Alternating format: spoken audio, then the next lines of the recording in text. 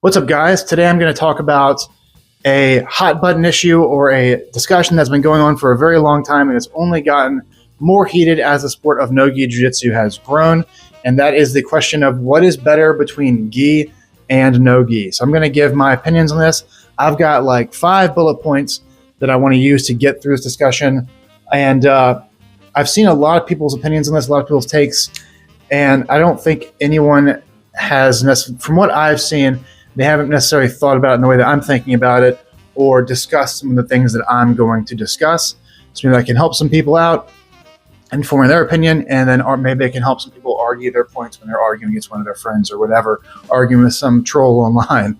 But full disclosure, these things are just my opinions. I should probably start putting these in the beginning of all my highly opinionated videos, but this is just my opinion. You know, don't take it too seriously. There's other people with way higher credentials than me that have different opinions than I do, and you should definitely listen to other people and not just one source to get your opinions. So try not to take it too seriously, and feel free to push back in the comments or DM me or whatever and let me know what you think I got right or wrong, etc. I filmed this video like 3 different times already because of various reasons. The last time I fucked it up and filmed it in the wrong aspect ratio. Wouldn't have fit right on YouTube. Time before that, I just didn't really like it. So here we are. Hopefully I'm going to nail it this time. But yeah, I've got 5 bullet points. I'm using my other phone to look at. So see me looking down. That's what I'm looking at to refer to my notes to make sure I don't forget anything. Bullet point number 1, the question itself, which is better between gi and no gi, is a dumb question. This is a dumb question when anyone asks you what is better between X sport or Y sport. Like, what's better, MMA or boxing? What's better, wrestling or jiu-jitsu? What's better, no-gi jiu-jitsu or gi jiu-jitsu? The reason why it's fucking stupid is that the answer completely depends on the context of what you're asking. There is no just, is it better? Better for what? Like, is it better? Is no-gi jiu-jitsu better for wrestling than for the sport of wrestling? Am I going to just quit wrestling and start doing no-gi jiu-jitsu for a wrestling tournament? No. Am I going to quit doing gi jiu-jitsu and start doing just judo for a gi jiu-jitsu tournament? No. Am I going to, I could go on and on about this, but it totally depends. Am I training for a no-gi jiu-jitsu tournament? Am I training for a gi jiu-jitsu tournament? Those things matter. Which one you're going to train more? What skill sets are you training for? Are you trying to get better at wrestling for jiu-jitsu? Then you're probably going to want to do no-gi. Are you trying to get better at your leg locks? You're probably going to want to do no-gi. Even though those things are different in the gi, like gi wrestling is different, leg locks are different in the gi. Maybe the classes that you go to that specialize or focus on wrestling and leg locks, maybe those are only in no-gi, so you have to utilize those no-gi classes to work on those specific skill sets. So the first point I want to make is just the question itself is dumb. If anyone tells you one's better than the other, ask for what? That should be the first thing. Number 2, do you have to train in the gi to succeed in no-gi?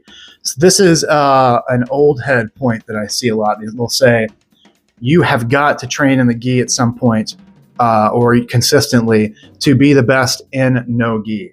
And what they'll reference is the 2 things. They'll reference the fact that the majority, if not all, but at least the majority of ADCC champions and the major tournament winners, like IBJJF No-Gi Worlds, etc., they also trained in the gi at some point, right?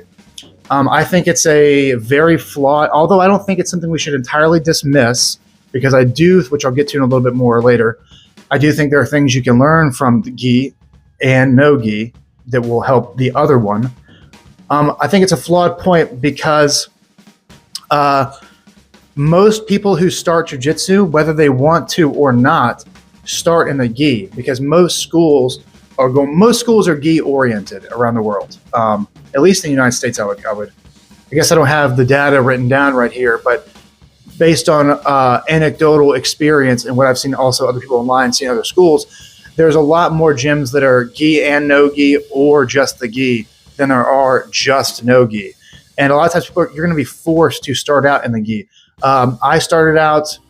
My real training started in the gi, basically. I started out just doing no-gi, but I would show up to gi classes at a different gym I was going to at the time. And I would just show up to gi classes wearing just like a t-shirt and shorts, which, man, I can't believe they didn't like me there. It's crazy. But then my real training started in the gi, and most people's real jiu-jitsu training starts in the gi.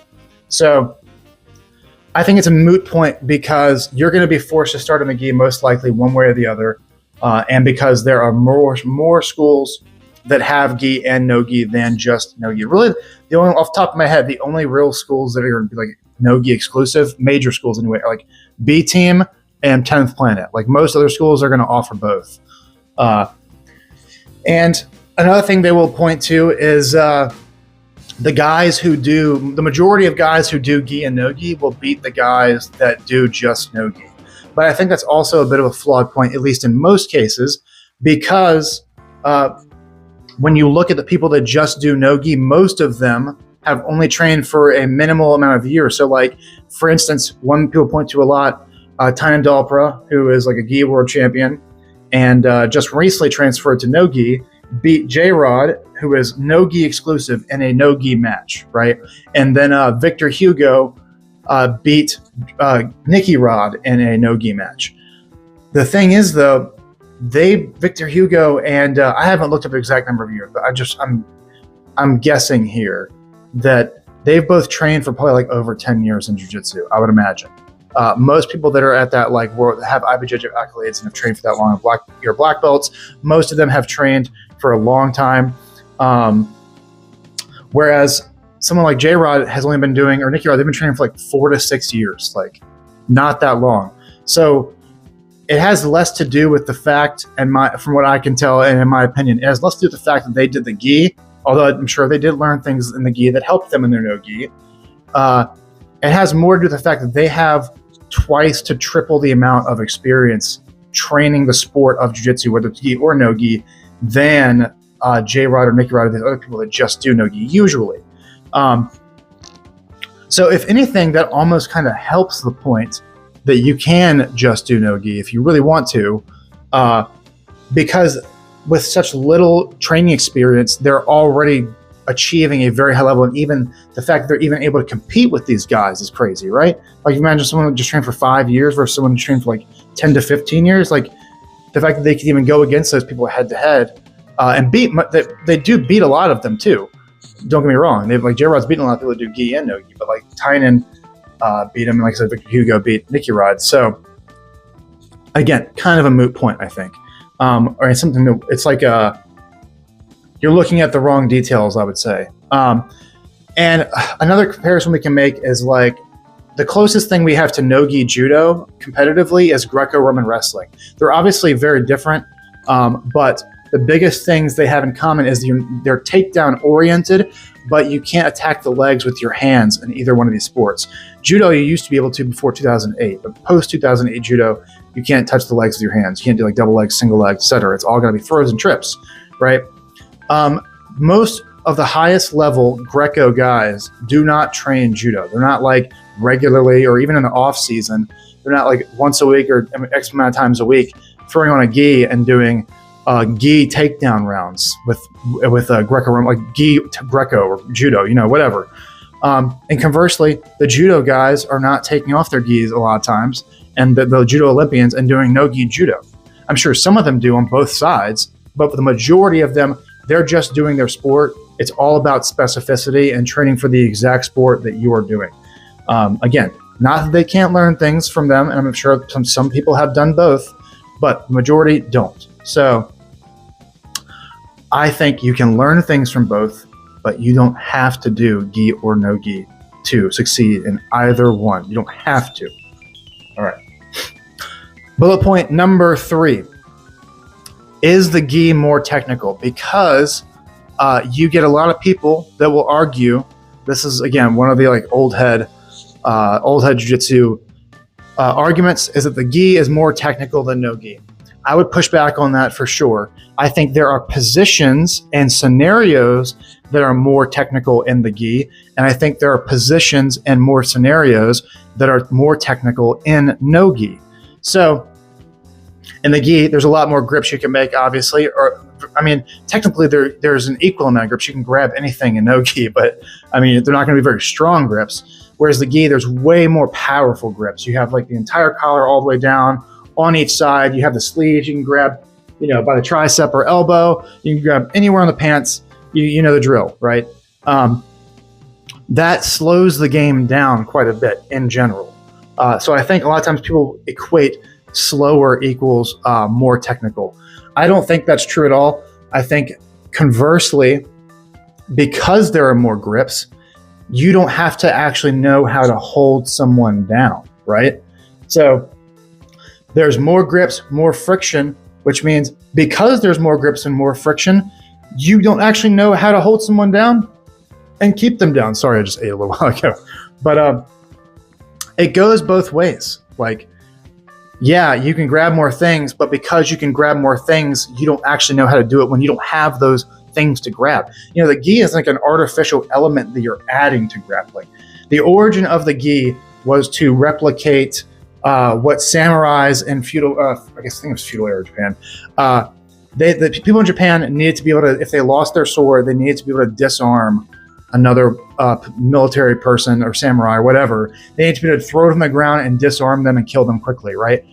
So the closest, we couldn't have them fighting in suits of armor, so we used the gi to replicate that. So the gi is an artificial element you're adding to grappling. Without that artificial element, you don't know how to actually manipulate a human being and use your body to manipulate you. Like there's things like wrist rides, spiral rides, leg laces, Turks. There's all kinds of stuff you can use to hold someone down. Yeah, I just think it's totally a situation dependent. I'm not going to say the no-gi is more technical. Also, another element is like leg locks. Most leg lock and leg entanglements in most organizations are illegal in the gi. And the reason they do that is because they slow the game down even more typically. And they're really hard to get out of. Like I had someone like in the saddle the other day and he just grabbed my sleeve and I pretty much couldn't finish any of my leg lock stuff. So, and we're kind of stuck there for a good bit. It really just kind of like ended up on like, okay, who's going to like try to get out? We could stay here forever, if we both wanted each other to. But I ended up letting go. So yeah, I don't think it's more technical. I just think it's technical in different regards. I don't want to belabor the point too much. And also the gi neutralizes a lot of wrestling exchanges, which is a technique, a technical aspect in its own right. Just the other day, I was rolling with a high-level world caliber black belt who has stuff on BJJ Fanatics and all that kind of jazz. He beat the shit out of me. And he shut down my game in the gi because I rely a lot on wrestling. I have a pretty, shockingly, I have a pretty wrestling heavy style. And he was able to use grips like around my collar to pin me down and pants grips to pin me down.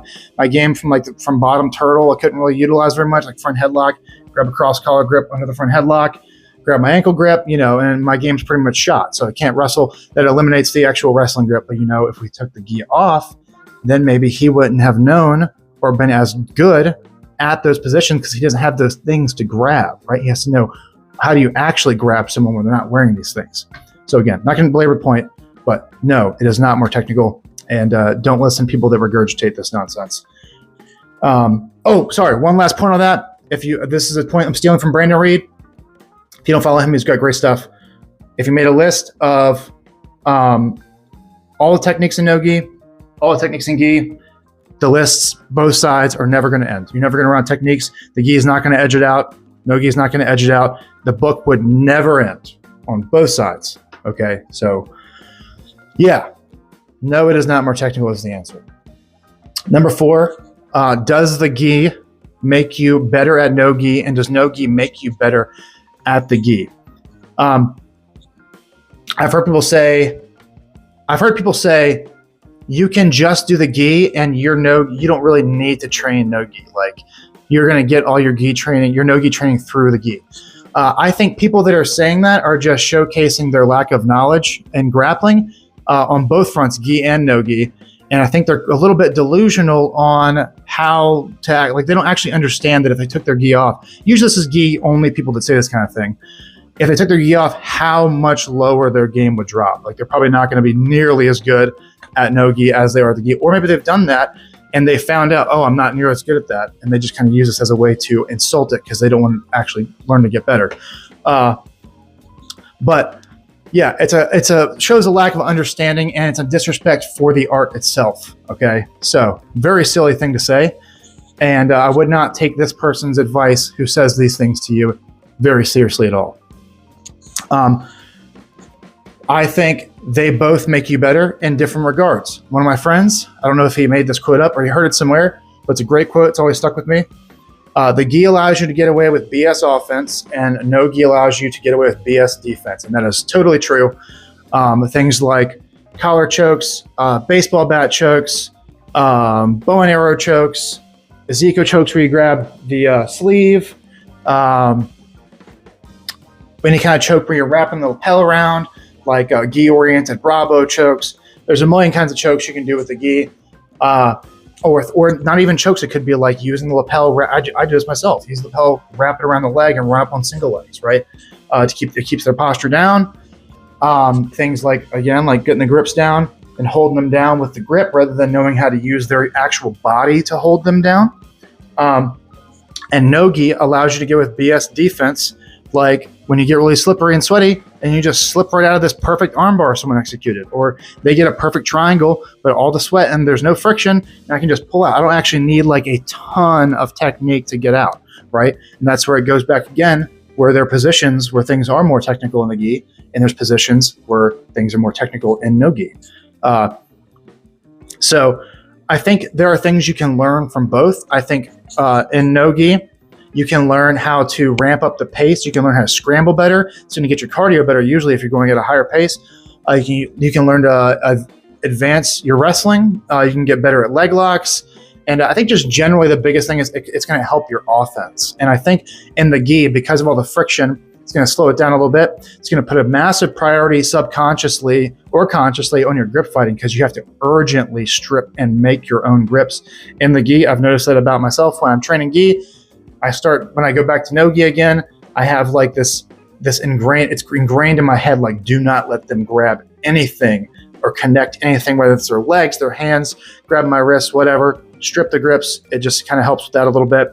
And I think it helps you learn to, with submissions, getting out of submissions the proper way without just slipping out. You actually have to learn how to like get out of things like arm bars, triangles, omoplatas, all these things without just relying on the sweat and lack of friction to get out. So I think the biggest things, gi can help you with defense and no gi can help you with offense. They can both help each other with both, but in general, that's what I think. And going back to the thing where I said, training in the gi, you will get all your no gi training along just by doing the gi. That you don't need to train no gi. Just train the gi and you're going to get better at no gi. I think that statement itself is dumb, and it's dumb to say either way. If you think about it, it's really the inverse, because just about everything you can do in no gi, you can do in the gi, and it doesn't go the other way. These cross collar chokes and bow and arrows, all these grips you're using to hold people in place, they're gone in no gi. But an underhook, a 2-on-1, an arm drag, a collar tie, all these things that you can and are a huge priority in no gi, they're always going to be there in the gi too. So again, stupid point to make. Dumb thing, disrespect, and showcasing a lack of understanding of the art itself. All right. Let's see. Bullet point number 4. This one is pretty easy, I think. And I don't think people push back on this too much, but it's worth going over. What's better for MMA and what's better for self-defense? So I don't think many people are going to debate, and I haven't seen many people debate this either, that no gi is going to be better for MMA, right? I mean, they're not wearing shirts, for Christ's sake. So that's pretty much self-explanatory. I mean, it's much more specific and closely related to self-defense or MMA situation. Self-defense is going to be a little bit more debated, but I think in general, most people would still say no gi. But there's still people that are going to argue the gi. I don't think training in the gi is bad for self-defense. I think training in the gi is going to be fine for self-defense. If you're really good in just the gi, you can probably defend yourself just fine. But I do think that ultimately, no gi is going to be better for self-defense, just for the fact that, like I said a minute ago, everything you could do in no gi, you can also do in the gi. Like all the grips are going to be the exact same. Or not the same, but they're going to work too, and you can utilize them. So and you're not going to be reliant on having to grab these things. I could just grab their body, and there's a lot higher emphasis on wrestling and just top position in general in no-gi, which is obviously going to be a much higher priority in a fight, so you can't get hit. The only thing I would say a hindrance as far as sport jiu-jitsu is there's a high priority on leg locks. Those aren't going to work that great in self-defense because the person on top can blast you in the face. Although if it's a completely untrained person, you might still be able to heel hook them, knee bar them. I'm sure someone who's really good at leg locks against someone who doesn't know anything at all, it's not going to matter if they hit you in the face. You can probably explode their knee with a heel hook. But a lot of the same priorities that are priorities in MMA are going to be the same priorities that are in self-defense. So I think just the nature that there's a higher emphasis on wrestling, higher emphasis on top position, higher emphasis on a high pace and scrambling, and the fact that all of your grips, you don't need a gi to make these grips, and it's more likely what they're going to be wearing too is going to be more similar to no gi. It's not going to be precisely the same unless you're fighting someone in a business suit. That's probably like the closest thing to a gi, right? Like, I don't really think a hoodie really replicates a gi that much. Usually if a person's resisting, the hoodie is going to fly off. It's probably going to be something like a really sturdy like suit jacket or something like that, or maybe a winter coat or something might work. But even then, I think it's probably like a suit isn't your best thing. But hopefully you're not fighting anybody at all. But hopefully you're really not fighting somebody in a suit. That wouldn't be good. Yeah, I think no-gi, and the middle ground that people don't talk about too is that street jitsu, which is rash guard, gi pants. There you go, t-shirt and jeans. That's like, everyone just do that, we'd all be fine, right? We wouldn't even have this argument. It'd be the street jitsu wins. That's probably your best, honestly, for self-defense. But again, your no-gi, all your grips they're going to work regardless. So I would say no-gi in general, but they're both good. And that's pretty much all the bullet points. The last thing I'm just going to say and end on is at the end of the day, the answer is it depends, and specifically, it depends on what your goal is. Are you trying to get better at no-gi? Are you doing a no-gi tournament? Are you trying to get better at gi? Are you trying to get better or prepare for a gi tournament? Are you trying to work on specific skills or specific skills in the gi and develop specific skills and attributes from the gi specifically? Are you trying to develop specific skills that you would be better off getting in no-gi specifically? And lastly, and the most important thing, which one do you enjoy more / which one are you going to adhere to more? That's really important. That's like important with any kind of exercise related topic. Like which one, like maybe you like no-gi more, but you keep getting injured or something, or maybe you like the gi more, but you hate getting, I don't know, all the wrenching on the collars and sleeves gives you elbow tendonitis or something, and you got to do no-gi, right? So which one do you enjoy more? Which one better suits your goals? Which one do you enjoy more? And which one are you going to adhere to better? Those are the most important things. Everything else is kind of pointless. Let's stop this dumb debate. Everyone shut the hell up and just do whatever one you like the best. And I hope you guys enjoyed the video, and I'll see you all next time.